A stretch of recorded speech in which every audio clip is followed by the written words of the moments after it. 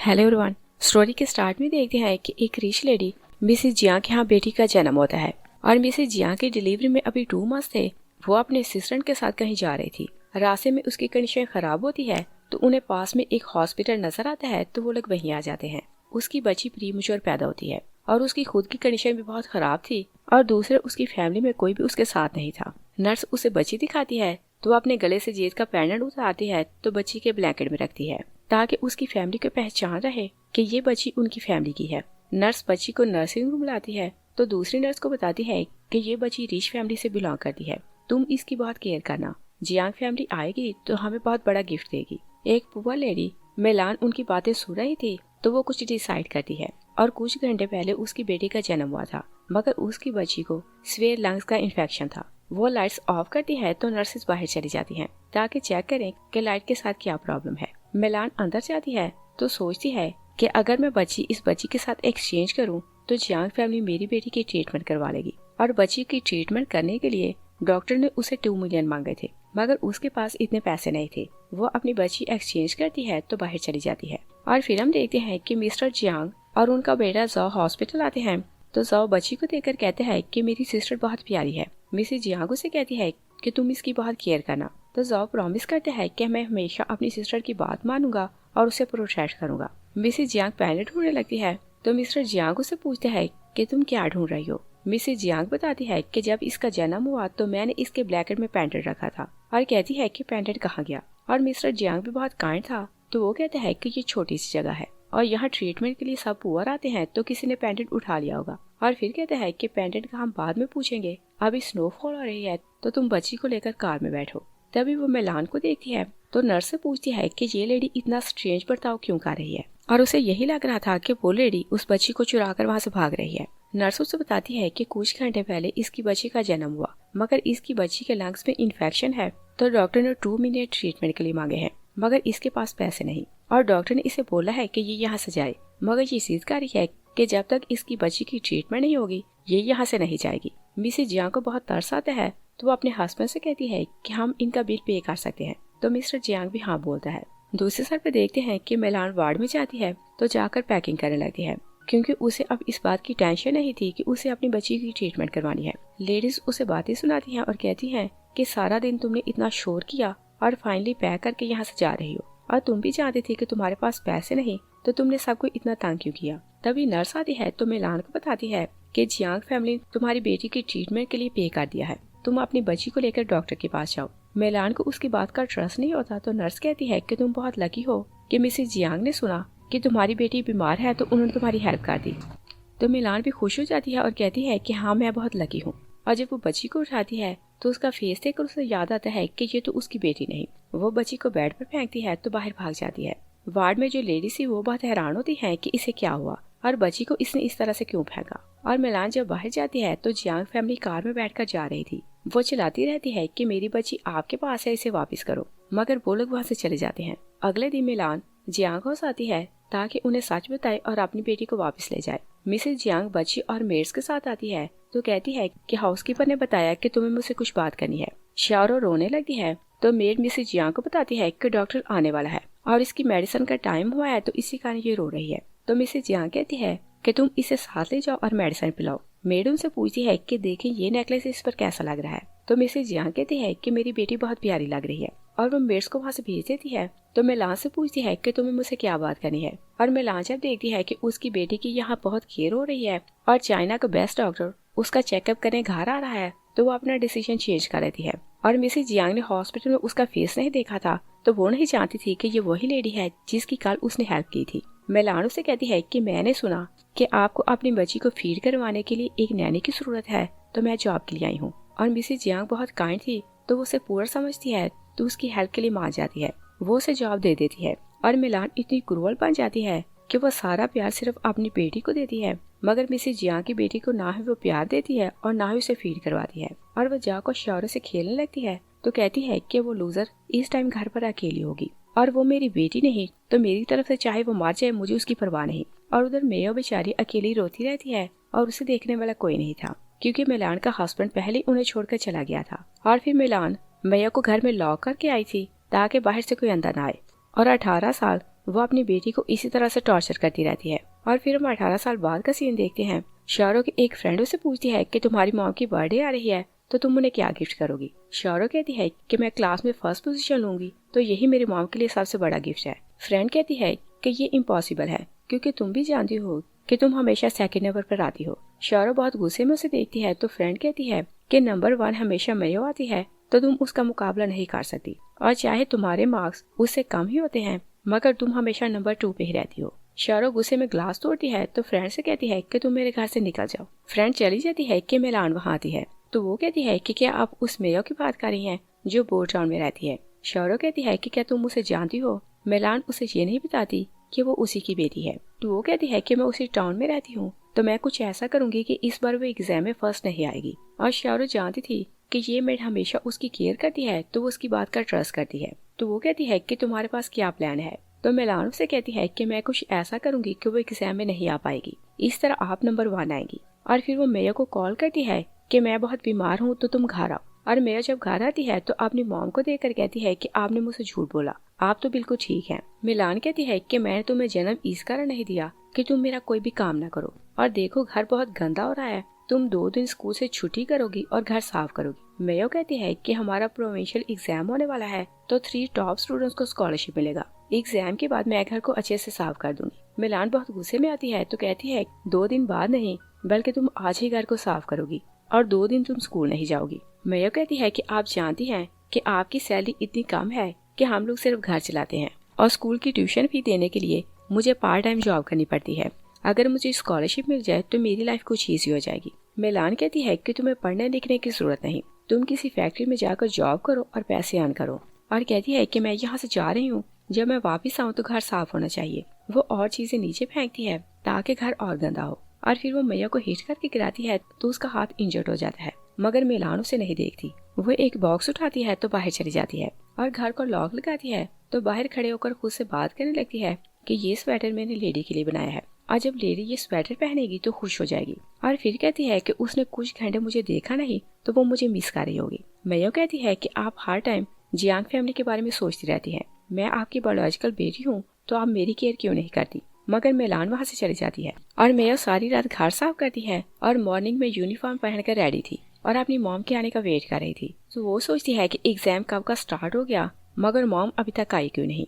वो घर में कुछ पुराने कपड़े देखती है तो उन्हें बांध कर बाहर छलांग लगाने लगती है मगर वो नीचे गिरती है तो उसका हाथ प्रेस होता है तो वहाँ से फिर से ब्लड निकलने लगता है। एक नेबर लेडी वहाँ से गुजर रही थी, उसके पास कुछ हर्ब्स थी। वो उसका हाथ पकड़ती है तो कहती है कि तुम्हारा हाथ तो बहुत घायल है। वो कुछ हर्ब्स को च्यू करती है तो उसके हाथ पर लगाती है और कहती है कि तुम्हें पेन तो बहुत होगा मगर इससे ब्लड स्टॉप हो जाएगा। मेयो कहती है कि चाइल्डहुड ही से मैं घर में अकेली रोती रहती थी मगर कोई मेरी केयर करने वाला नहीं था, और पूछती है कि आप मेरी केयर क्यों कर रही हैं। और फिर उसका थैंक्स कहती है कि आप तो मेरी सेवियर हैं। आज कहती है कि मैंने तुम पर कोई एहसान नहीं किया और बताती है कि मैं तुम्हारी नेबर हूँ और तुम एक दिन की थी तो सारा दिन और सारी रात रोती रहती थी और तुम्हारी आवाज सुनकर मुझे लगता था कि तुम जिंदा नहीं बचोगी मगर गॉड के काम देखो कि उसने तुम्हें बचा लिया। और मुझे समझ नहीं आती कि तुम्हारी मॉम तुम्हारे साथ ऐसा क्यों करती है। और पूछती है कि तुम्हारी मॉम के साथ क्या प्रॉब्लम है और पूछती है कि क्या तुम्हारा कोई और रिलेटिव है कि नहीं। और मैयो भी अपनी बायोलॉजिकल मदर की नेचर की थी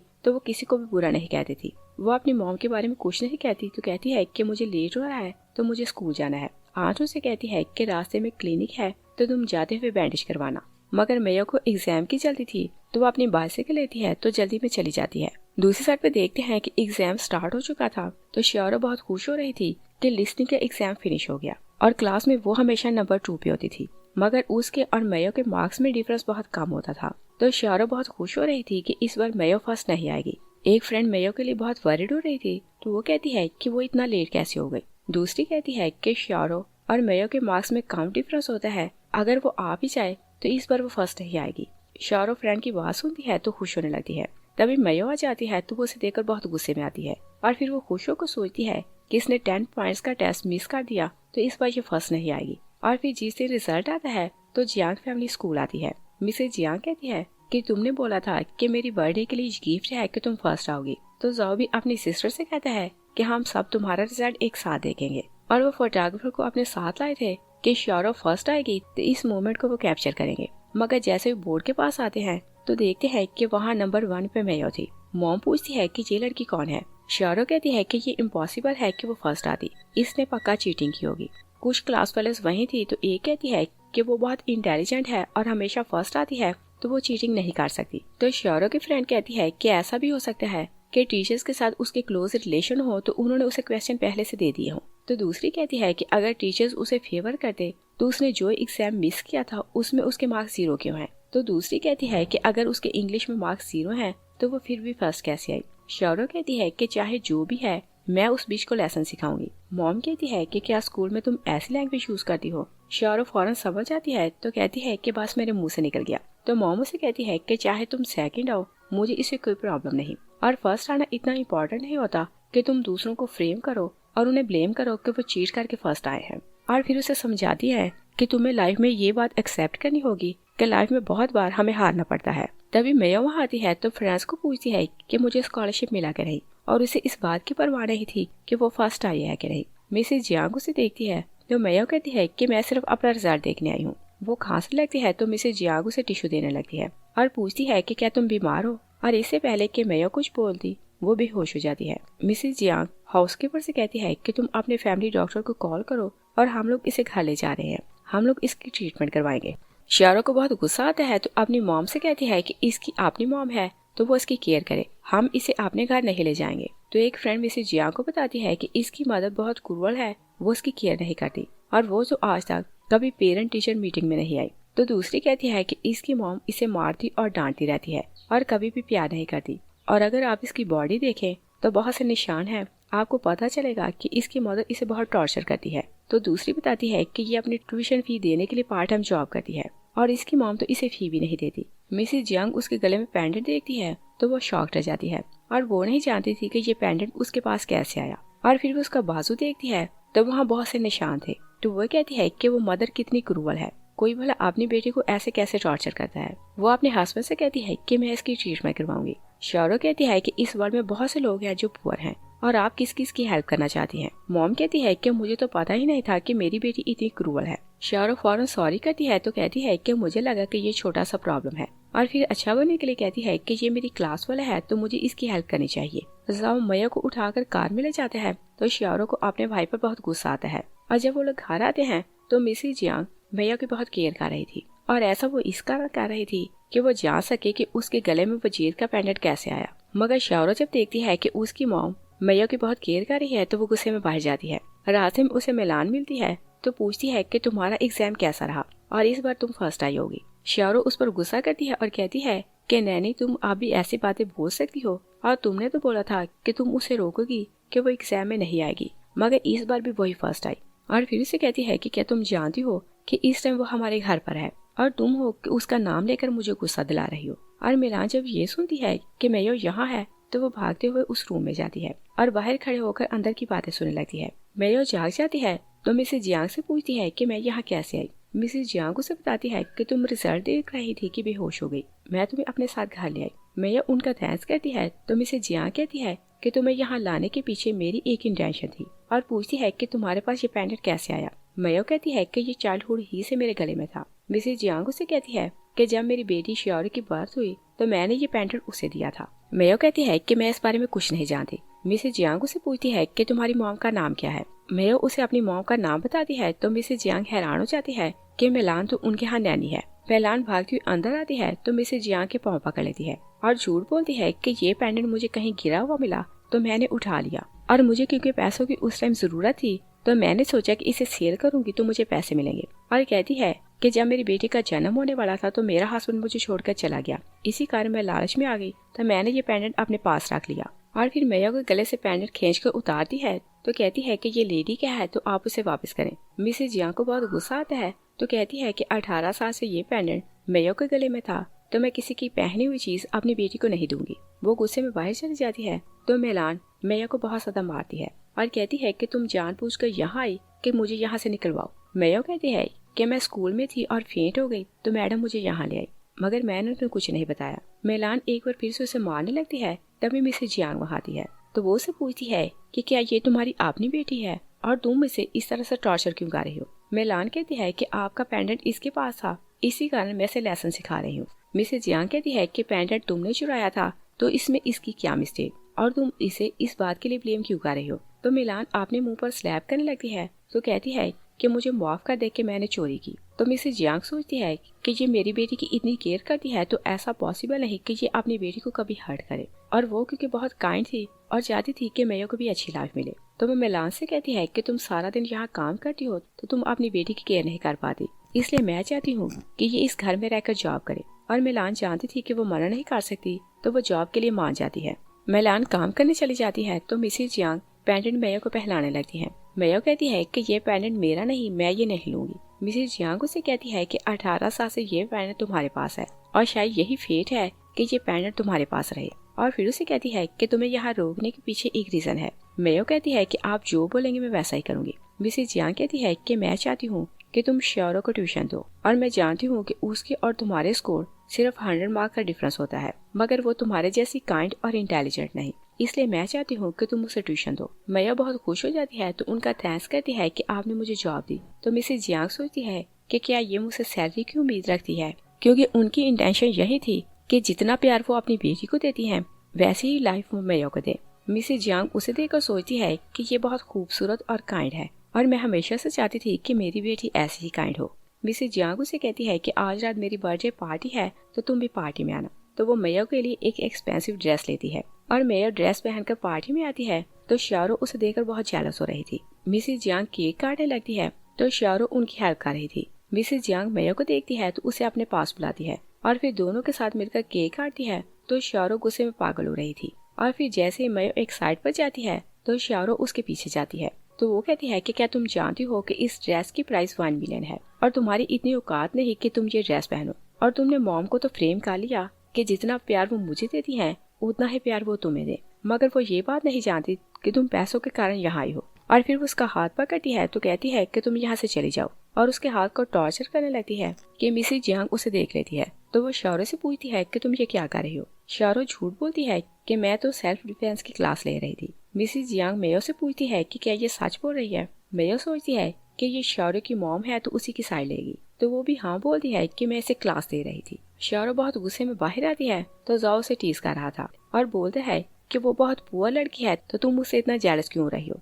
श्यारो कहती है कि वो बहुत पुअर है और हमारे घर आ गई और वो मेरा मुकाबला कर रही है, तो क्या तुम्हें बहुत मजा आ रहा है। जाओ कहता है कि तुम जानती हो कि उसकी फैमिली की सिचुएशन बहुत खराब है और अगर मॉम ने उसकी हेल्प कर दी तो इसमें बुरा क्या है, और तुम्हें तो खुश होना चाहिए कि हम किसी को अच्छी लाइफ दे रहे हैं। श्यारो से कहती है कि तुम मेरे भाई हो और तुमने मुझे प्रॉमिस किया था कि जैसा मैं बोलूंगी तुम वैसा ही करोगे और उसे घर से निकालने में मेरी हेल्प करो। जाओ मना करता है तो श्यारो कहती है कि तुम्हारी सिस्टर मैं हूँ और तुम जानते हो कि मॉम उस अनाथ को सपोर्ट कर रही है, तो क्या तुम्हें बुरा नहीं लग रहा। जाओ उसकी बातों में आ जाता है तो कहता है कि जैसा तुम बोलोगे मैं वैसा ही करूंगा। और फिर प्लान के हिसाब से श्यारो कुछ दिन मैया से पढ़ती रहती है ताकि मैया को ट्रस्ट हो जाए कि उसने उसे एक्सेप्ट कर लिया है। एक दिन मैया उसे पढ़ा रही थी तो श्यारो से कहती है कि तुम मुझे बहुत अच्छा टीच करती हो, और थैंक्स करने के लिए कहती है कि तुम ये पानी पियो। और पानी में उसने पहले से नींद की दवा मिलाई थी, तो जैसे वो पानी पीती है तो श्यारो उसे एक पैकेट देती है और कहती है कि मुझे बहुत नींद आ रही है, तुम ये जाते हुए भाई को दे देना। मैया वो पैकेट देने जाओ के रूम में जाती है मगर उसका सर घूमने लगता है और जाओ भी प्लान में शामिल था, तो जैसे वो उसे देखता है तो उसे अपने रूम में ले जाता है। और फिर जैसे मैया जागती है तो पूछती है कि मैं यहाँ क्यों हूँ। जाओ कहते हैं कि तुम मुझे सीड्यूस करने यहाँ आई थी। मैया कहती है कि तुम झूठ बोल रहे हो और कहती है कि मैं सबको बताऊंगी कि तुम दोनों बहन बहन मिलकर मुझे फ्रेम किया। जाओ एक ग्लास तोड़ता है तो सारी फैमिली वहाँ आती है। मिसेस जियांग मैया को वहाँ देखती है तो कहती है कि तुम इतनी रात को मेरे बेटे के रूम में क्या कर रही हो। जाओ अपनी फैमिली को बताता है कि ये मुझे सीड्यूस करना चाहती थी। मिस्टर जियांग बहुत गुस्से में आता है और कहते हैं कि तुम्हारी इंटेंशन यही थी कि तुम हमारे घर में एंटर हो ताकि मेरे बेटे को सीड्यूस करो और रिच हो जाओ। मैया कहती है कि श्यारो ने मुझे ये पैकेट दिया कि मैं मिस्टर जाओ को दिया, मैं इसे ये पैकेट देने आई थी। और बताती है कि श्यारो ने पानी में नींद की मेडिसिन मिलाई तो इस कारण मुझे पता नहीं चला कि मेरे साथ क्या हुआ। श्यारो कहती है कि ये झूठ बोल रही है और मैंने इसे कोई भी पैकेट नहीं दिया था। और वह मिलान को इशारा करती है तो मिलान सामने जाकर पैकेट खोलती है और उसमें एक नाइटी थी। श्यारो कहती है कि ये मेरा भाई है तो मैं ऐसी चीज क्यों भेजूंगी। और एक बार फिर से मिलान को इशारा करती है तो मिलान बार बार मेयो को स्लैप करने लगती है और कहती है कि ये हमेशा से ऐसा ही करती है, ये रिच लोगों को सीड्यूस करती है। और कहती है कि तुम दूसरों के साथ तो ऐसा करती हो मगर तुमने यांग मास्टर को फ्रेम करने की कोशिश क्यों की। मिसेस यांग बहुत हैरान होती है तो कहती है कि क्या इसकी नेचर ऐसी है। मेयो कहती है कि मैं ऐसी लड़की नहीं। मिलान कहती है कि इसने बार बार बहुत से रिच लोगों को ट्रैप करने की कोशिश की ताकि शॉर्टकट यूज करे और हमारी फेट चेंज हो जाए। और फिर मेयो से कहती है कि तुम मान क्यों नहीं लेती कि हम लोग हमेशा पुअर ही रहेंगे। मेयो मिसेस जियांग से कहती है कि आप मेरी बात का ट्रस्ट करें, जाओ और शारो ने मिलकर मुझे फ्रेम किया। तो मिसेस जियांग कहती है कि मेरे बच्चे ऐसा कभी नहीं कर सकते। मेयो कहती है कि अगर आपको इनके बारे में नहीं पता तो आप जान ले कि आप अपने बच्चों को नहीं जानती। तो मिस्टर जियांग कहते हैं कि हम लोग फुटेज चेक करते हैं। वो लोग फुटेज मंगवाते हैं तो फुटेज क्योंकि बैग की थी तो वो लोग ये बात देख नहीं पाते कि मेयो नींद में थी। तो मिस्टर जियांग कहता है कि ये क्लियर हो गया कि तुमने मेरे बेटे को ट्रैप करने की कोशिश की, तुम इस घर में नहीं रहोगी। और फिर जाओ से कहता है कि ड्राइवर से बोलो इसे अभी इसके घर छोड़कर आए। सब लोग वहाँ से चले जाते हैं। तो शारो अपने भाई से कहती है कि ये घर खो जाएगी, तुम ड्राइवर से नहीं बोलोगे कि इसे घर छोड़कर आए। जाओ कहता है कि रात बहुत हो चुकी और बारिश होने वाली है तो हम इसे अकेला नहीं जाने देंगे। शारो बहुत गुस्से में उसे देखती है। तो जाओ कहता है कि जैसा तुम बोलोगी मैं वैसा ही करूंगा। शारो मेड्स के साथ मिलकर उसे बाहर लाती है तो उसे हिट करके गिराती है। मैया को हाथ एक बार फिर से इंजर्ड हो जाता है। शारो उसे एक एनवेलप देती है तो कहती है कि तुमने कुछ दिन के लिए मुझे टीच किया तो ये उसकी फी है और तुम हॉस्पिटल जाकर अपने हाथ की ट्रीटमेंट करवाना। और मिलान पास खड़ी हंसती रहती है और एंजॉय करती है और सब लोग मिलकर उसे बहुत बुली करते हैं। तो फिर वो अंदर चली जाती है। नेक्स्ट सीन में देखते हैं कि मेयो और शारो स्कूल में थी तो कुछ क्लास फेलोज आपस में दोनों को डिस्कस कर रही थी। एक लड़की कहती है कि शारो चाहे जो भी कर ले मेयो ही हमेशा फर्स्ट आएगी। तो दूसरी कहती है कि शारो बहुत जेलस होती है कि मेयो के मार्क्स ज्यादा आते हैं। शारो को बहुत गुस्सा आता है तो वो मेयो से कहती है कि तुम दूसरों को ये जताती हो कि तुम हमेशा पढ़ती रहती हो, मगर तुम्हारी रियलिटी ये है कि तुम रिच लोगों को सेड्यूस करती हो। और फिर वो सबको फुटेज दिखाती है कि इसने मेरे भाई को सेड्यूस करने की कोशिश की। मेयो कहती है कि ये सब झूठ है। वो सबको एक रिपोर्ट दिखाती है और कहती है कि उस रात मैं हॉस्पिटल गई तो डॉक्टर ने ये टेस्ट करवाया जिससे ये क्लियर होता है कि शारो ने मुझे नींद की मेडिसिन दी थी और इन दोनों बहन भाइयों ने मिलकर मुझे फ्रेम किया। शारो गुस्से में आती है तो रिपोर्ट फाड़ देती है, मगर मेयो सबको एक एक कॉपी देती है तो सब क्लास वाले सेटिस्फाई हो जाते हैं कि शारो बहुत बुरी है। मगर शारो कहती है कि ये रिपोर्ट फेक है। मेयो कहती है कि अगर रिपोर्ट फेक है तो तुम पुलिस को बुलाओ और मुझे अरेस्ट करवाओ और वो खुद इन्वेस्टिगेशन करेंगे कि सच क्या है और झूठ क्या। तो सब क्लास वाले उसे फोर्स करते हैं कि तुम पुलिस को कॉल करो और शारो क्योंकि झूठी थी तो वो वहाँ से चली जाती है। और जब वो जल्दी घर जाती है तो मिलान उसे देखकर पूछती है कि तुम इतने जल्दी घर क्यों आई। शारो से कहती है कि तुम्हारी बेटी मुझे स्कूल में रहने नहीं देती तो मैं वहाँ जाकर क्या करूँगी। तो मिलान उसे प्रॉमिस करती है कि इसके बाद वो तुम्हें बुली नहीं करेगी। वो मिलान को जबरदस्ती स्कूल से लाती है तो उसे फैक्ट्री लाती है और कहती है कि अब से तुम यहाँ जॉब करोगी और स्टडी नहीं करोगी। फैक्ट्री का मालिक बाहर आता है तो मिलान उसे कहती है कि मैंने तुमसे पैसे उधार लिए थे और बोलती है कि मेरी बेटी 3 साल दिन रात यहाँ काम करेगी तो सारा कर्ज चुका देगी। तो मालिक बहुत खुश हो जाता है, मगर मेयो उन्हें चकमा देकर वहाँ से भाग जाती है तो सब लोग उसके पीछे भागते हैं, मगर बहुत बर्फ के कारण वो लोग फिसलने लगते हैं। मैया को चांस मिल जाता है तो वो एक साइड पर छुप जाती है, मगर वहाँ एक डॉग था तो वो उसे देखकर डरने लगती है। तभी वो लोग मैया को साथ देखते हैं तो वहाँ जाने लगते हैं, मगर डॉग बाहर आता है तो वो लोग समझते हैं कि उन्होंने मैया को नहीं बल्कि इस डॉग को देखा था। तो वो लोग वहाँ से चले जाते हैं और मैया घर जाने से डर रही थी तो सारी रात वो वहीं बैठी रहती है। और मॉर्निंग में जब स्कूल जाती है तो देखती है कि मिसेस जियांग शारो को छोड़ने स्कूल आई थी। तो वो सोचती है कि मैडम को मुझ पर बहुत गुस्सा है, अगर मैं इनके सामने गई तो इन्हें उस रात वाली बात फिर से याद आएगी। तो वो डिसाइड करती है कि ये यहाँ से चली जाएंगी तब मैं अंदर जाऊंगी। तभी वो देखती है कि एक रॉड मिसेस जियांग के ऊपर गिरने वाला था। वो भागते हुए वहाँ जाती है तो उन्हें पुश करके गिराती है, मगर खुद वो हर्ट हो जाती है। और मिसेस जियांग जब मुड़कर देखती है कि उन्हें धक्का किसने दिया तो मैया को देखती है वो बेहोश हो चुकी थी। वो उसे उठाकर हॉस्पिटल आती है। डॉक्टर आता है तो कहता है कि हमें RH नेगेटिव ब्लड की जरूरत है, मगर हमारे पास स्टॉक में नहीं। मिसेस जियांग कहती है कि मेरा ब्लड ग्रुप यही है तो आप मेरा ब्लड लें। डॉक्टर समझता है कि वो उसकी मदर है तो वो कहते हैं कि हम मदर का ब्लड नहीं लगा सकते,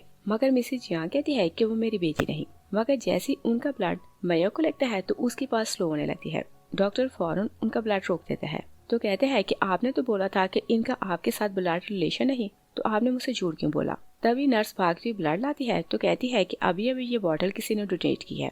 और जैसे ही मैया को दूसरा ब्लड लगता है तो उसकी कंडीशन संभलने लगती है। तो मिसेस जियांग सोचती है कि ऐसा कैसे पॉसिबल है, मेरा इससे ब्लड रिलेशन नहीं तो फिर ऐसा कैसे हुआ। और मिलान को ये बात पता चलती है कि उसकी बेटी हॉस्पिटल है तो वो भागती वहाँ आती है, मगर वो मिसेस जियांग को नहीं देखती। वो मैया को कोसने लगती है कि मैं तुम्हें फैक्ट्री छोड़कर आई थी तो तुम यहाँ क्यों आई। मिसेस जियांग कहती है कि ये इसकी स्कूल जाने की एज है तो तुम इसे फैक्ट्री क्यों भेज रही थी। मिलान कहती है कि ये दूसरों के सीड्यूस करती है तो मुझे लगता है कि ये स्कूल से सीखती है, इसी कारण मैं नहीं चाहती कि ये स्कूल जाए। और फिर रोने का नाटक करती है कि जब मैंने सुना कि मेरी बेटी हॉस्पिटल है तो मैं मरने वाली थी। और फिर मिसेस जियांग को कहती है कि आप घर जाकर रेस्ट करें, मैं अपनी बेटी की केयर खुद करूंगी।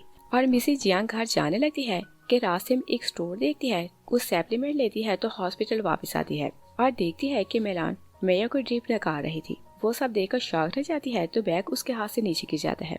मेलान पूछती है कि वहाँ कौन है।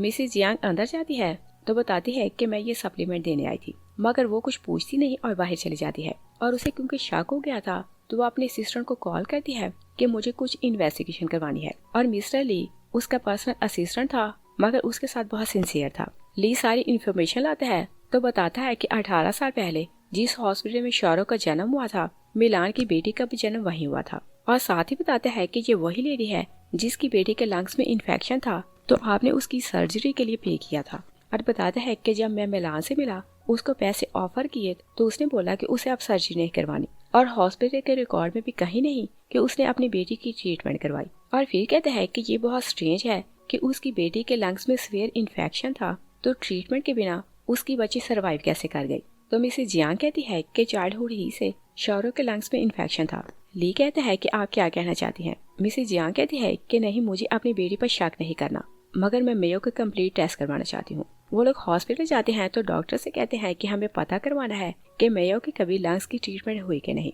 2 नर्सेज मेयो को साथ ले जा रही थी तो मेलान पूछती है कि इसे कहाँ ले जा रही हो, तो वो लोग कहती है कि इसके टेस्ट करने हैं। मेलान उनका पीछा करती है तो जब वो ली को देखती है तो सोचती है कि ये तो वही है जिसे 18 साल पहले मैडम ने भेजा था कि मुझे पैसे दे, और अगर इसने मुझे देख लिया तो इसे डाउट होगा कि मेयो मिसेस जियांग की बेटी है। वो फोन करती है तो रेंट पर एक कार मंगवाती है। और फिर जैसे ही मेयो को टेस्ट हो जाते हैं तो वो एक बोरी लेकर उसके रूम में जाती है और उसे बोरी में बंद करती है तो सीढ़ियों से नीचे लाती है और फिर लाकर कार में डालती है। मेयो जाग जाती है तो पूछती है कि आप मुझे कहाँ ले जा रही हैं। मेलान कहती है कि मैं तुम्हें वहाँ ले जाऊंगी कि तुम जिंदा वापस नहीं आओगी। दूसरी साइड पे देखते हैं कि डॉक्टर मिसेस जियांग को बताता है कि मेयो के लंग्स में कभी भी इन्फेक्शन नहीं था और उसके लंग्स बहुत क्लियर हैं। वो लोग मेयो को देखने वार्ड में जाते हैं मगर वो वहाँ नहीं थी और वो लोग नर्स से पूछते हैं तो नर्स कहती है कि मेयो की मॉम जबरदस्ती उसे साथ ले गई और जब तक हमें पता चला वो यहाँ से जा चुकी थी तो हम कुछ नहीं कर सकते। मिसेस जियांग ली से कहती है कि मुझे लगता है कि नैनी हमसे कुछ छुपा रही है और तुम पता लगाओ कि वो क्या करना चाहती है। मिसेस जियांग घर जाती है तो शाओरो बहुत खुशी खुशी स्कूल से वापस आती है तो अपनी मॉम को बताती है कि इस बार मैं फर्स्ट आई हूँ। मिसेस जियांग पूछती है कि मेयो का क्या बना और उसकी क्या पोजीशन थी। शाओरो कहती है कि उसके मार्क्स मुझसे कम थे, इस पर वो सेकंड आई है और मैं फर्स्ट। तो मिसेस जियांग सोचती है कि वो तो हॉस्पिटल में थी तो उसने एग्जाम नहीं दिया और सोचती है कि शाओरो ने मुझसे झूठ क्यों बोला। और फिर वो उस रात को याद करती है मेयो ने बोला था कि आपके दोनों बच्चों ने मिलकर मुझे फ्रेम किया, और अगर आपको लगता है कि ये आपसे सच बोल रहे हैं तो इसका मतलब ये है कि आप अपने बच्चों को नहीं जानती। मिसेस जियांग सारी बात याद करती है तो सोचती है कि क्या मैंने मेयो को गलत समझा और सोचती है कि मेरी अपनी बेटी ही झूठी थी। और फिर उसे कुछ डाउट होने लगते हैं तो सोचती है कि नैनी हमेशा शाओरो को प्यार करती है मगर अपनी बेटी को हमेशा हर्ट करती है, और क्या पॉसिबल है कि शाओरो मेरी बेटी ही नहीं। वह शाओरो से कहती है कि मैं तुम्हारे बाल बनाती हूँ, और उसके बाल सेट करते हुए वो उसका एक बाल लेती है तो उसे टिश्यू पर रखती है। मिलान दूर खड़ी सब कुछ देख रही थी तो वो सोचती है कि इसका मतलब ये कि इसे डाउट है कि शाओरो उसकी बेटी नहीं तो ये इसका डीएनए टेस्ट करवाना चाहती है। और मिलान जब मिसेस जियांग के सामने आती है तो वो पूछती है कि तुम्हारी बेटी अब कैसी है और तुमने उसे अर्जेंट हॉस्पिटल से डिस्चार्ज क्यों करवाया, मगर वो उसके साथ पोलाइट ही रहती है ताकि वो मेयो को हर्ट ना करे। मिलान कहती है कि मैं हॉस्पिटल का बिल दे नहीं सकती तो इसी कारण मैंने उसे डिस्चार्ज करवाया। मिसेस जियांग कहती है कि जितना बिल होगा हम लोग पे करेंगे मगर तुम उसकी ट्रीटमेंट करवाओ।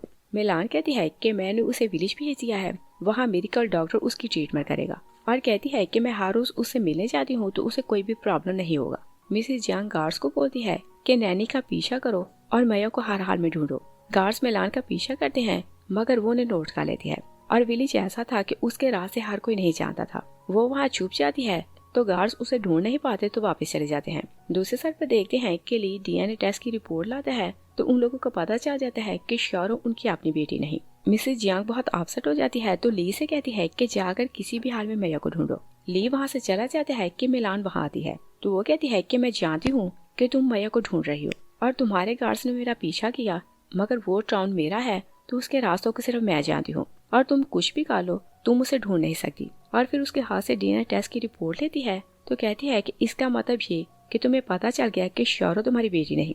मिसेज जियांग उसे कहती है कि तुमने मुझसे झूठ क्यों बोला और तुमने मेरी बेटी को 18 साल टॉर्चर क्यों किया, और बोलती है कि मेरी बेटी मुझे वापस करो। मिलान कहती है कि अगर मैं मैया को तुम्हें दे दूं तो मेरी बेटी इस वेल्थ को एंजॉय नहीं कर सकती, और अब ये सब कुछ मेरी बेटी का है, ये तुम्हारी बेटी को कभी नहीं मिलेगा। मिसेज जियांग कहती है कि मैं पुलिस को कॉल करूंगी।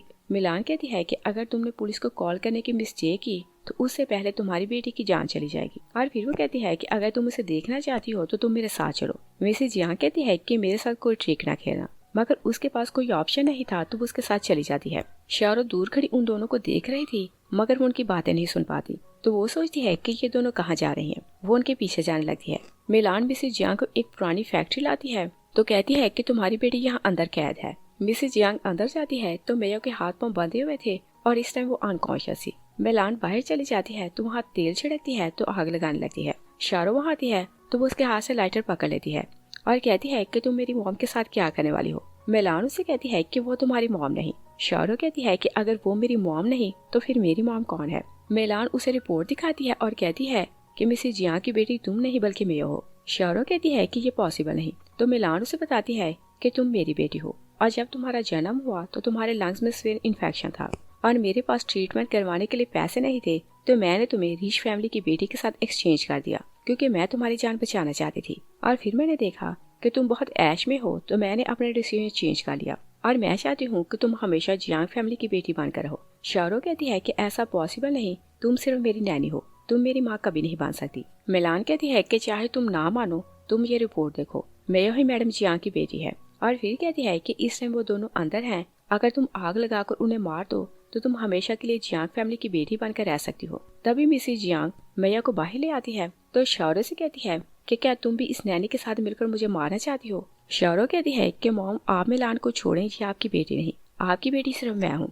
और मिसेज जियांग सारी सिचुएशन को कंट्रोल में रखना चाहती थी, तो वो चाहती थी कि वो रिलैक्स रहे ताकि मैया को हर्ट ना करे। मिसेज जियांग कहती है कि तुम जानती हो कि इस बच्ची ने बहुत सफर किया है, तो मैं इसे जस्टिस दिलाना चाहती हूँ। शारो कहती है कि मैं रीच हूँ और ये पुअर, और ये मेरी जगह कभी नहीं ले सकती। और फिर कहती है कि आपको आपकी बायोलॉजिकल बेटी मिल गई तो बताएं कि मैं कहाँ जाऊँ, और क्या आप मुझे घर से निकाल देंगी। मिसेज जियांग ना बोलती है तो मिलान मिसेज जियांग से कहती है कि तुम्हारी अपनी बेटी मिल गई तो तुम शारो के साथ क्या कर रही हो, तुम बहुत क्रूअल हो, तुम्हें इसकी फीलिंग्स की परवाह नहीं और तुम तो मदर कहलाने डिजर्व नहीं करती। मिसेज जियांग को उस पर बहुत गुस्सा आता है तो कहती है कि जब तुमने बच्चियां एक्सचेंज की तो क्या तुम्हें याद था कि तुम मदर हो, और फिर 18 साल तुमने मेरी बेटी को टॉर्चर किया, तो तुमसे बड़ा क्रूअल कौन हो सकता है। मिलान बहुत हंसती है तो कहती है कि मैंने सिर्फ इसे टॉर्चर नहीं किया, मैं तो ना इसे खाना देती थी, ना ही पीने के लिए पानी, और ना ही पहनने के लिए कपड़े, और ना ही इसे कोई और चीज देती। और कहती है कि तुम्हारी बेटी बहुत स्टबर्न है, ये बिना किसी चीज के भी सर्वाइव कर गई। और फिर वो शारो को कहती है कि तुम इन दोनों को मार दो तो जियांग फैमिली की बेटी तुम रहोगी। शारो उन दोनों को अंदर धक्का देती है तो बाहर आग लगा देती है। मिसेज जियांग चिल्लाती है कि 18 साल मैंने तुम्हें इतना प्यार दिया तो क्या तुम मुझे इस तरह से रीपे करोगी। शारो कुछ सॉफ्ट पड़ने लगती है, मगर मिलान उसे कहती है कि तुम ऐसी मिस्टेक ना करना। शारो अंदर नहीं जाती तो वो डोर बंद कर देती है, तो मिलान उसे अप्रिशिएट करती है कि तुम बिल्कुल अपनी मॉम जैसी हो। वो दोनों वहाँ से चली जाती हैं तो मिसेज जियांग मैया को सहारा देकर बाहर ले आने लगती है, और जब वो डोर खोलने लगती है तो आग लगने के कारण लोहे का दरवाजा बहुत गर्म था, जैसे वो उसे टच करती हैं तो उनका हाथ जल जाता है, मगर वो फिर भी उसे खोलने की कोशिश करती हैं, मगर दोनों दूर गिर जाती हैं। मैया जाग जाती है तो पूछती है कि आप यहाँ कैसे आई। मिसेज जियांग उसे कहती है कि पहले मैं तुम्हें प्रोटेक्ट ना कर सकी, मगर अब मैं तुम्हें मरने नहीं दूंगी। वो उसे बाहर पुश करती है, मगर खुद वो बाहर नहीं आ पाती, और मैया बाहर आकर गिरती है, मगर उसे उठा नहीं जाता। तो वो चिल्लाती रहती है कि यहाँ आकर कोई हमारी हेल्प करो। वो बेहोश हो जाती है, तभी कुछ लोग उन्हें देख लेते हैं। मैया जब जागती है तो वो हॉस्पिटल में थी। वो नर्स से पूछती है कि मिसेज जियांग कैसी हैं। नर्स कहती है कि वो बहुत ज्यादा घायल है, तो इस टाइम इमरजेंसी में है। वो भागती हुई वहाँ आती है तो शारो उसे देखकर स्लैप करती है और कहती है कि तुमने मेरी मॉम को मारने की कोशिश की, वहाँ आग तुमने लगाई थी। मैया कहती है कि मैं तो वहाँ खुद कैद थी, मैडम मुझे बचाने आई, मुझे नहीं पता कि वहाँ आग किसने लगाई, और ना ही मैं ये जानती हूँ कि वो हार्ट कैसी हुई। जाओ कहता है कि तुम झूठ बोल रही हो, और क्या तुम हमारी मॉम के लिए इतनी इम्पोर्टेंट हो कि वो तुम्हें बचाने के लिए आग में जाती। और पूछते हैं कि क्या तुम उनके बायोलॉजिकल बेटी हो कि वो तुम्हें बचाने के लिए वहाँ जाती। मिस्टर जियांग पुलिस को बुलाता है और कहता है कि इसे ले जाओ। तभी ली वहाँ आता है तो वो कहता है कि आप इसे हर्ट नहीं कर सकते। वो उन्हें सच बताने लगता है कि शारो उनके पास जाती है तो उनके हाथ में एक कीचेन देती है और कहती है कि अगर आपने सच बोला तो आप याद रखें कि आपकी बेटी मेरे पास है, या तो आप मयो को बचाएं या फिर अपनी बेटी को। मिस्टर जियांग पूछता है कि तुम हमें क्या बताने वाले थे। ली कहता है कि मैडम ने मुझे बोला था कि आप इस लड़की को हर्ट नहीं कर सकते, और फिर कहता है कि आप जानते हैं कि सालों से मैं मैडम के साथ सिंसियर हूँ, और अगर उन्होंने बोल दिया है कि कोई इस लड़की को हर्ट नहीं कर सकता तो मैं किसी को परमिशन नहीं दूंगा कि कोई इसे हर्ट करे। तो मिस्टर जियांग कहता है कि अगर मेरी वाइफ की जान बच गई तो मैं इस लड़की को छोड़ दूंगा, और अगर उसकी डेथ हो गई तो मैं इसे जेल भेजूंगा। तभी डॉक्टर बाहर आता है तो बताता है कि पेशेंट की जान अब खतरे से बाहर है, मगर लंग्स में धुआं भरने के कारण वो अभी तक अनकॉन्शियस है, मगर अब वो ठीक है तो किसी टाइम भी जाग सकते हैं। सब लोग अंदर चले जाते हैं तो शारो सोचती है कि अब मैं क्या करूं। मिलान वहाँ आती है तो वो कहती है कि अगर मैडम जिंदा रही तो वो तुम्हें घर से निकाल देगी, इसलिए कुछ भी करो तो उन्हें मार दो। और वो नहीं जानती थी कि मयो उनकी बातें सुन रही है, मगर वो ये भी नहीं जानती थी कि मिसेस जियांग उसकी मदर है। मिलान कहती है कि तुम हेजिटेट ना करो, और किसी को नहीं पता कि वहाँ आग तुमने लगाई थी। अगर मैडम जा गई तो वो सबको सच बताएंगी। शारो कहती है कि वहाँ उन्हें मारना इजी था क्योंकि वहाँ हमें कोई देख नहीं रहा था, और यहाँ बहुत ज्यादा लोग हैं तो मैं उन्हें यहाँ नहीं मार सकती। मिलान कहती है कि एक बार मैडम की डेथ हो जाए तो मैं यहाँ से चली जाऊंगी, और फिर किसी को पता नहीं चलेगा कि तुम्हारी रियलिटी क्या है। तो शारो कहती है कि मैंने सबको यही बोला है कि मैया ने मॉम को मारने की कोशिश की, और इस बार भी मैं उन्हें मार दूंगी तो नाम मयो का आएगा। और फिर हम देखते हैं कि मिस्टर जियांग मयो से कहते हैं कि मेरी वाइफ अब ठीक है तो तुम यहाँ से जा सकती हो। और शारो क्योंकि उसे ट्रैप करना चाहती थी तो वो कहती है कि इसने मॉम को मारने की कोशिश की तो ये इस तरह से नहीं जा सकती, ये हमारे घर रुककर मेड का काम करेगी और हमारे सॉक्स धोया करेगी। तो जॉ भी कहता है कि ये पनिश इसके लिए सूटेबल है। मयो वहाँ जॉब करने लगती है तो शारो के कहने पर सब मेड्स उसे बुली करती हैं, और स्नोफॉल आ रही थी तो वो उसे बाहर लाकर कहती हैं कि यहाँ बैठकर कपड़े धो। मेड्स अंदर चली जाती हैं, तभी मिस्टर ली वहाँ आता है। मयो उनका थैंक्स करती है तो मिस्टर ली कहता है कि मैडम के मुझ पर बहुत एहसान है और तुम उनके लिए बहुत इम्पोर्टेंट हो तो मैं तुम्हारी हेल्प करूंगा। मयो कहती है कि मैं उनके लिए इम्पोर्टेंट क्यों हूँ। तो ली उसे बताता है कि तुम्हारा और उनका स्पेशल बॉन्ड है, और वो कुछ बोलने ही लगता है कि शारो उसे देख लेती है तो कहती है कि आकर मेरी बात सुनो। ली उसकी बात सुनने जाता है तो शारो पूछती है कि तुम मुझे क्या बताने वाली थी। ली कहता है कि वो गिर गई थी तो मैं उन्हें उठा रहा था। शारो कहती है कि मैं जानती हूँ कि तुम उसकी हेल्प करना चाहते हो, और अगर तुम अपनी बेटी को बचाना चाहते हो तो तुम यहाँ से चले जाओ। और फिर वो कहती है कि तुम डैड को यही बोलोगे कि तुम्हारी बेटी बीमार है तो तुम उसे देखने जा रहे हो, मगर तुम कभी वापस नहीं आओगे। तो ली बेचारा मजबूर था तो वो प्रॉमिस करता है कि मैं कभी वापस नहीं आऊंगा। दूसरी तरफ पर देखते हैं कि मयो सोचती है कि अंकल ली ने ये क्यों बोला कि मेरा और मैडम का स्पेशल बॉन्ड है, और सोचती है कि क्या वो मेरी मदर है। और फिर वो सोचती है कि ऐसा नहीं हो सकता। तभी उसे हॉस्पिटल से कॉल आती है तो नर्स उसे कहती है कि जब आप बीमार थी तो आपकी मदर ने आपको ब्लड डोनेट किया, मगर उनका ब्लड लगते ही आपकी कंडीशन खराब होने लगी, और वार्न करती है कि नेक्स्ट टाइम आपकी मदर आपको ब्लड नहीं दे सकती। नर्स फोन बंद कर देती है तो मया सोचती है कि शायद हॉस्पिटल को मिस्टेक हुई कि वो मेरी मदर है। और फिर वो कहती है कि क्या मैं मिसेस जियांग की बेटी हूँ। जाओ वहाँ आता है तो वो उसकी बात सुन लेता है तो कहता है कि तुम कभी ऐसा सोचना भी मत कि तुम जियांग फैमिली की बेटी हो। मयो कहती है कि ऐसा पॉसिबल है। तो कहती है कि जब मैं घायल थी तो मैडम ने खुद की लाइफ की परवाह नहीं की और मुझे बचाने के लिए अकेले चली गई, और फिर तुम लोग मुझे जेल भेजने वाले थे तो अंकल ली ने तुम लोगों को रोक दिया। और फिर कहती है कि मेरा और मैडम का ब्लड ग्रुप एक है तो वो मेरी मदर हो सकती हैं। जाओ कहता है कि तुमने स्टोरी बहुत अच्छी सुनाई। वो वहाँ से जाने लगता है तो मयो कहती है कि क्या तुम डरते हो कि मैं तुम्हारी रियल सिस्टर हो सकती हूँ, और मैं जानती हूँ कि तुम इस बात से डर रहे हो कि तुमने शारो के साथ मिलकर मुझे फ्रेम किया, और अगर मैं तुम्हारी सिस्टर हुई तो तुम इस बात के लिए गिल्टी होगे। जाओ कहता है कि तुम कभी भी मेरी सिस्टर नहीं हो सकती। मयो कहती है कि ओके, तुम डीएनए टेस्ट करवाओ तो तुम मुझे झूठा प्रूव करो। वो अपना बाल निकाल कर उसे देती है। तभी शारो वहाँ आती है तो वो जाओ से पूछती है कि तुम कौन सा सीक्रेट मुझसे छुपा रहे हो। ली वहाँ से चला जाता है तो जाओ को कोई बहाना नहीं सूझता तो वो इधर उधर देखने लगता है। तो मयो से कहती है कि यंग मास्टर, मैंने आपके सॉक्स धो दिए हैं, मगर अब मैं स्विमिंग पूल साफ नहीं करूंगी, इसलिए आप मुझे बार बार फोर्स ना करें। तो शारो कहती है कि क्या भाई तुम्हें बुली कर रहा था। वो हाँ बोलता है तो वहाँ से चला जाता है। शारो मयो से कहती है कि तुम मॉम के लिए जाकर मेडिसिन बनाओ, तो वो जाकर मेडिसिन बनाने लगती है। शारो और मिलान दोनों मिलकर मिसेस जियांग को पॉइजन दे रही थी, और आज उनके पॉइजन की लास्ट डोज थी, और वो चाहती थी कि वो इस समय मयो को ट्रैप करें। और मयो जब मेडिसिन बनाकर लाती है तो मिलान किसी तरह मिस्टर जियांग को वहाँ बुलाती है। मिस्टर जियांग उसे देखता है तो कहता है कि मैं तुम्हें वार्न किया था कि तुम मेरी वाइफ से दूर रहना, और कहता है कि तुमने इसमें पॉइजन मिलाया होगा। और वह सैंपल हॉस्पिटल भेजता है तो डॉक्टर रिपोर्ट लेकर घर आता है और बताता है कि इसमें पॉइजन है। मयो कहती है कि पॉइजन वही मिलाएगा जिससे डर होगा कि वो उनकी बेटी नहीं। तो शारो सोचती है कि इसका मतलब ये कि इसे सच का पता है। वो अपनी मॉम को इशारा करती है तो मिलान उसे बार बार स्लैप करती है और कहती है कि मैडम ने हमारे साथ बहुत अच्छा किया तो तुमने उन्हें पॉइजन क्यों दिया। मिस्टर जियांग के हार्ट में पेन होने लगता है तो शौरो कहती है कि आप जाकर रेस्ट करें। मिस्टर जियांग वहाँ से चला जाता है। मिलान और शौरो मेड्स के साथ मिलकर मेयो को एक मेडिसिन पिलाती हैं ताकि उसका गला बंद हो जाए। तभी वो लोग पुलिस को बुलाती हैं तो गार्ड उसे लेने आता है। पुलिस मेयो को साथ ले जाने वाली थी, तभी जाओ आता है तो वो कहता है कि इसे छोड़ दो और मेयो को बताता है कि डीएनए टेस्ट की रिपोर्ट आ गई है और इस हिसाब से तुम मेरी सिस्टर हो। और फिर उसे पूछता है कि क्या शौरो ने फिर से तुम्हें बुली किया। वो कुछ बोल नहीं पाती तो जाओ बहुत हैरान हो जाता है। मेयो अपने फोन में लिखती है कि शौरो का सारा प्लान क्या है।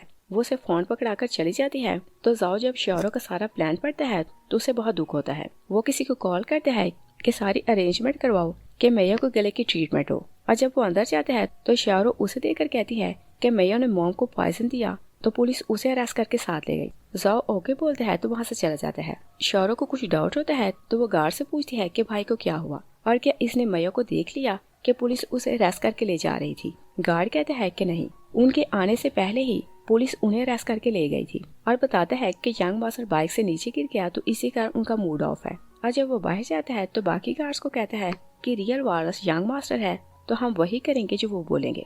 और जाओ ने ही उन्हें बोला था कि शौरो उनसे कुछ भी बोले तो वो उसे कुछ ना बताएं।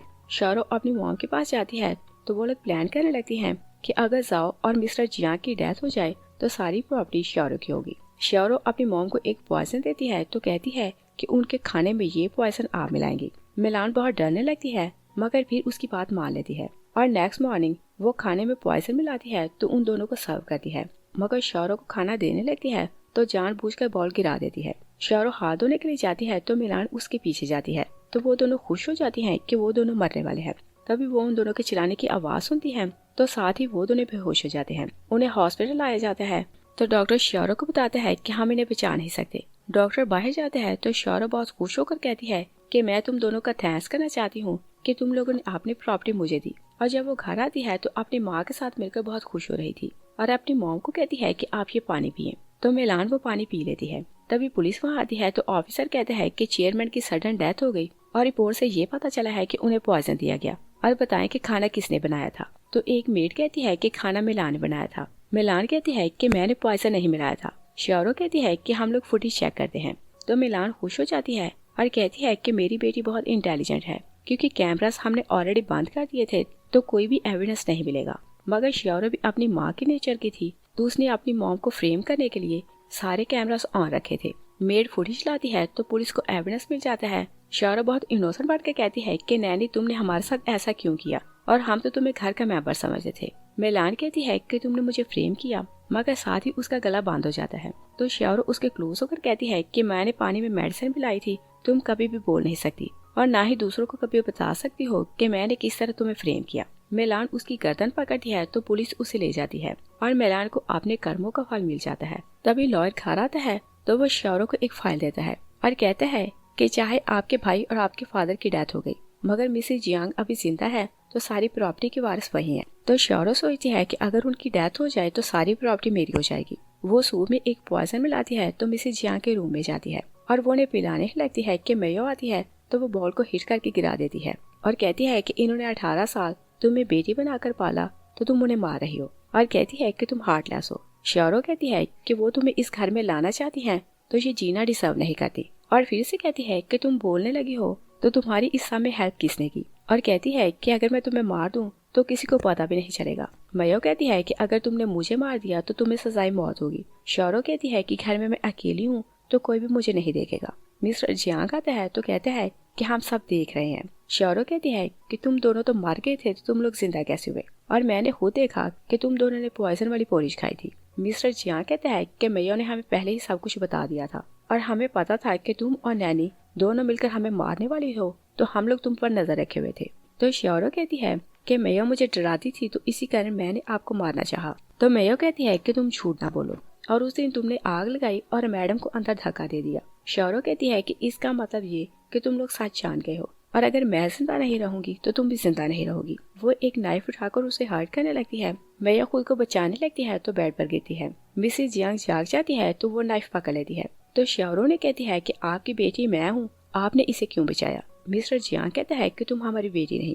मिसेस जियांग उसे कहती है कि तुम तो डेविल हो। शाओरो कहती है कि चाहे मेरा आपके साथ ब्लड रिलेशन नहीं, मगर 18 साल में आपके साथ रही तो आप मेरे साथ ऐसा नहीं कर सकते। मिस्टर जियांग कहता है कि तुम हार्टलेस हो और तुमने सारी फैमिली को मारना चाहा ताकि सारी प्रॉपर्टी तुम्हें मिल जाए। मिस्टर जियांग गार्ड्स को कहता है कि इसे जेल ले जाओ। लास्ट सीन में देखते हैं कि मेयो अपने मॉम से कहती है कि आप अभी कोमा से जागी थी तो आपने मुझे बचाने के लिए खुद को रिस्क में क्यों डाला, और डॉक्टर ने बोला है कि इस इंजरी को हील होने में 6 मंथ लगेंगे। तो मिसेस जियांग कहती है कि माँ अपने बच्चे को बचाने के लिए अपनी जान भी दे सकती है, और फिर कहती है कि मुझे सिर्फ दुख इस बात का है कि तुमने मुझे अभी तक मॉम कहकर नहीं बुलाया और क्या तुमने मुझे अभी तक माफ नहीं किया। मेयो कहती है कि आपने कोई मिस्टेक नहीं की तो माफी मांगने की क्या जरूरत है, और मैंने आपको मॉम अभी तक इसलिए नहीं बुलाया कि मुझे लग रहा है कि ये सब सपना है। मिस्टर जियांग और जाओ वहाँ आते हैं तो जाओ कहता है कि ये सपना नहीं। मिस्टर जियांग उन्हें बताता है कि शाओरो और मिलान दोनों को उम्र कैद की सजा हुई है, और फिर मेयो से कहता है कि हम दोनों की विश है कि तुम हमें मॉम और डैड कह के बुलाओ। मेयो उन्हें मॉम और डैड कह के बुलाती है तो वो दोनों खुश हो जाते हैं। मिस्टर जियांग उसे कहता है कि मैं तुम्हारे नाम से एक चैरिटी स्टार्ट की है ताकि हम उन पुअर लड़कियों को एजुकेशन दें जिनके पेरेंट्स फी नहीं दे सकते, और फिर कहता है कि अगर तुम उनके लिए कुछ ज्यादा भी करना चाहो तो कर सकती हो। मेयो उनका थैंक्स करती है तो डैड कहता है कि सब कुछ तुम्हारा ही है, तुम्हें हमारा थैंक्स करने की जरूरत नहीं, मगर तुम सिर्फ ये याद रखना कि हम सब तुमसे बहुत प्यार करते हैं। यहीं ये मूवी फिनिश हो जाती है। Thanks for